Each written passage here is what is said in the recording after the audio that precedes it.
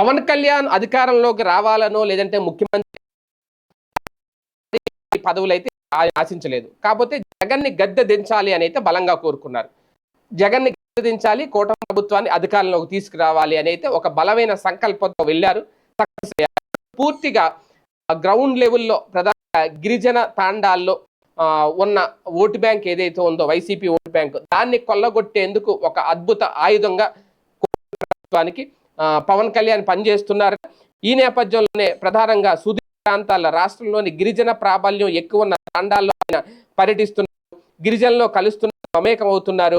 అలాగే గిరిజనుల తీసుకుంటున్నారు. ఒక రకంగా ఇది ఆహ్వానించదగ్గ పరిణామమే.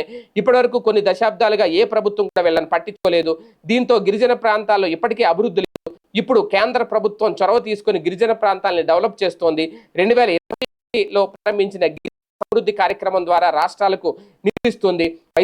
కూడా ఈ నిధులు వచ్చాయి. కానీ అప్పట్లో ఈ నిధులను వేరే కార్యక్రమాలకు ఉపయోగించేశారు. ఇప్పుడు కేంద్రం ఇస్తున్న నిధులతోనే రాష్ట్ర ప్రభుత్వం గిరిజన అభివృద్ధికి అయితే నడుం బిగించింది.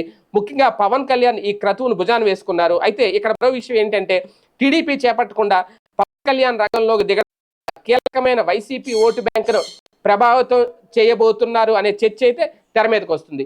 ఎస్సీ ఎస్టీల్లో వైసీపీకి బలమైన ఓట్ బ్యాంక్ ఉంది. 2019లో అన్ని ఎస్సీ నియోజకవర్గ